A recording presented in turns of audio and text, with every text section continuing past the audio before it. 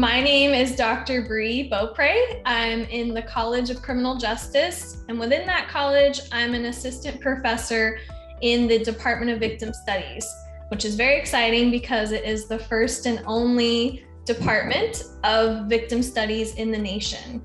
We're really breaking the ground on this research area, and our coursework and everything that we offer to students in the community, it's all under victim focused lens. And so that's why I was really excited to get this position in victim studies.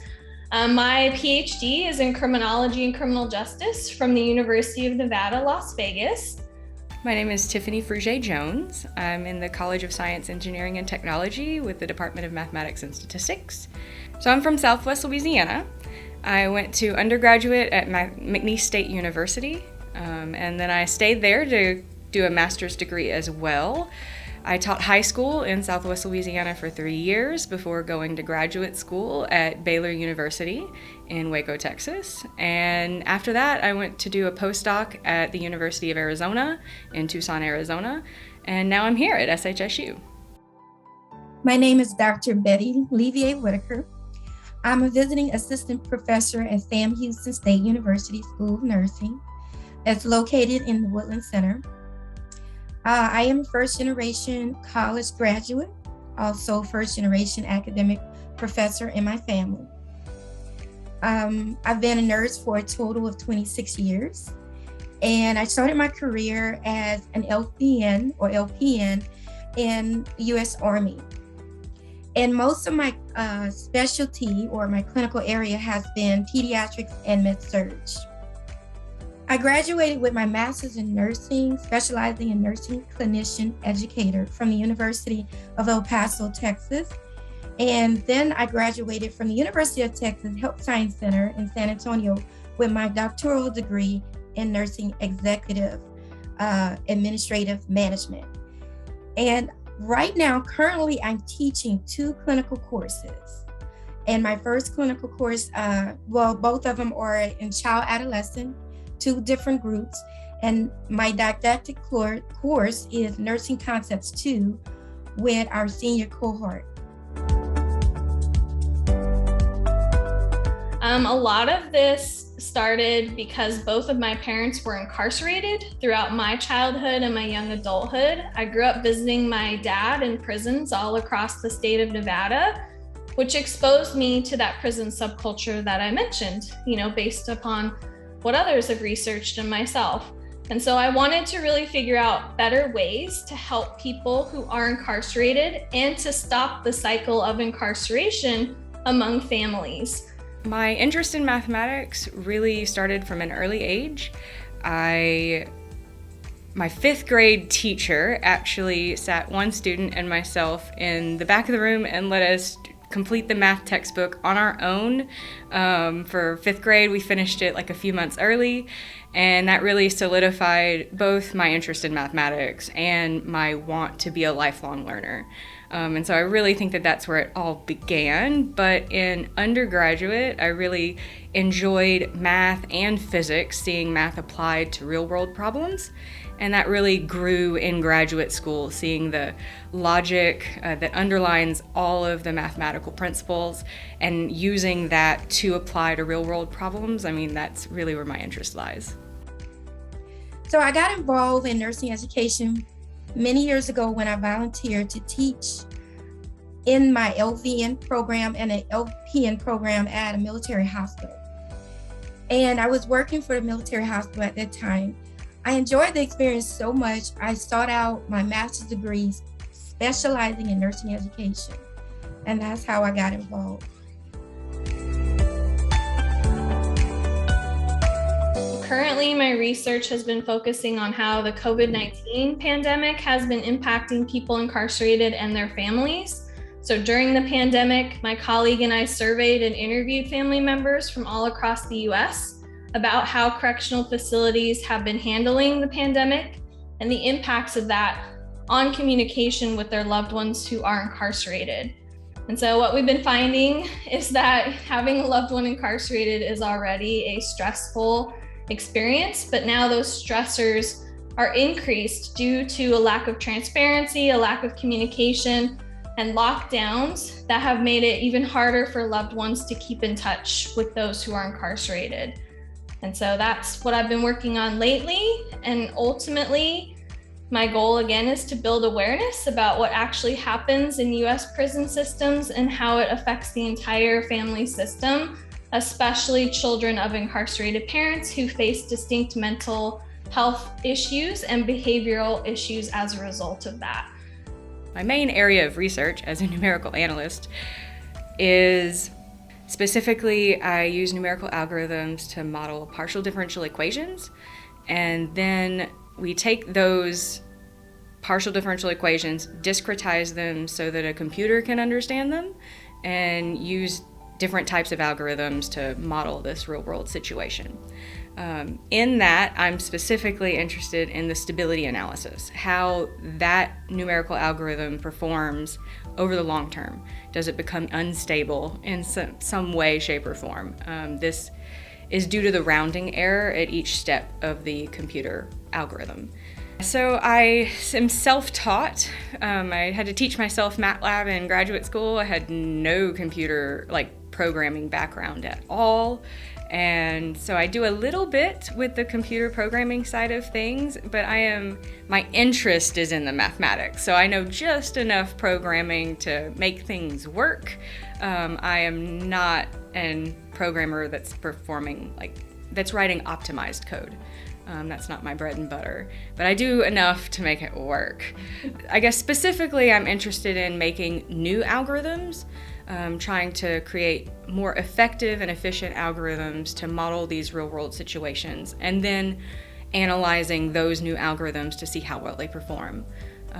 And we can do this in a few different ways. Stability is where my interest is, and so if conventional stability definitions don't work out, sometimes the algorithm may be conventionally unstable in some ways. I can try to find a physical parameter to redefine stability in a new way, and I call this non-conventional stability analysis. But one of the ways that I've done this is I've looked at highly oscillatory wave problems that model laser beams, and so the wave number in those cases is quite large, and I can create a new stability definition based on that wave number and analyze the stability with respect to the wave number instead of with respect to the step size, which is the more traditional approach.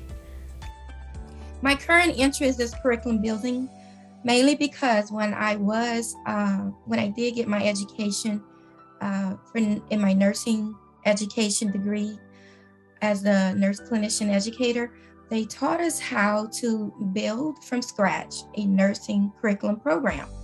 So I really enjoyed that. And I always came back to education. Even though I work in the hospital setting as a registered nurse, I always come back to education because I love that part of the curriculum, building the curriculum, improving the curriculum, seeking out teaching strategies that will promote critical thinking. And critical thinking is very important for nurses because we have to bridge the gap between what we're learning in the classroom and what is actually done in the hospital setting at the bedside. So finding better ways to bridge the gap between didactics and clinical knowledge is my current interest. So therefore, I'm kind of looking forward to participating in the School of Nursing Curriculum Committee this semester. And I hope my knowledge and expertise as it relates to my bedside nursing and my teaching experience, that I can produce and help produce competent nurses for our community. My ultimate goal is really to reduce the harm and trauma that people experience in the community, but also once they're involved in the criminal legal system as well. And so I really use my position in higher education to advocate for people who've experienced victimization, including those behind bars, because often, what goes on in prisons is out of sight, out of mind, and we neglect that population. So I really wanted to use, not just my research, but my teaching and my scholarship to help build awareness to this important issue and help those who are directly impacted. I mean, I really want to continue looking at this new types of stability, right? That how they perform in different models, different natural phenomenon, like looking outside of the high wave numbers and things like that, because that's specifically what I've done the most on, but I'm also really looking forward to trying to find new collaborators in other areas, not just modeling laser beams. Any kind of physical or engineering kind of like area, I'm really interested in those physical phenomenon, but I've also been talking with mathematical biologists to try to see if there are other ways that I can use my skills there in that area. I do have another side project. I'm really interested in math education, like as a lifelong learner myself and someone whose teachers along the way made a huge difference in my path in education and academia. I've had excellent mentors. I really want to be that for my students as well. And so I'm working with a group at the University of Arizona to study math anxiety, specifically related to the emergency transition to online learning due to COVID-19. And we've found with statistical significance that communication, comfortable and open communication with a professor makes a world of difference for lessening the stress associated with this transition. That I hope to work and collaborate with the curriculum committee to bring forth a solid foundation for nursing students and produce competent nurses for the community. So one thing that drew me to SHSU is the university motto, the measure of a life is its service. And so that's something that I think we should all come back to as researchers and faculty, is how does our scholarship serve the larger community? And I know that a lot of faculty members already do an amazing job of engaging with the community, but I think just thinking carefully about the populations that we research, that these are human beings and they have, family members and people who are also impacted by what we study. And so what can we do to really engage with those populations rather than just studying them at a distance? That is what I would like to say. I mean, it may be cheesy, but I'm excited to be here and to find new collaborators to work with on natural phenomenon. And I'm also really excited to get to know the student body as well and, teach the next generation. It's kind of cheesy, but it's why I got into education. I really want to inspire the next generation and help these students better their lives through education. Most of the faculty that I have met, well, I would say all of them, not most. Nursing and non-nursing, because I have been to the main campus, have been very, welcoming to me. So as far as education-wise, if I had to say anything, because of the trying time that we all went through last year, and even some people are going through it now with the pandemic and everything that's going on, I would say to my fellow faculty members to be encouraged and to encourage your students.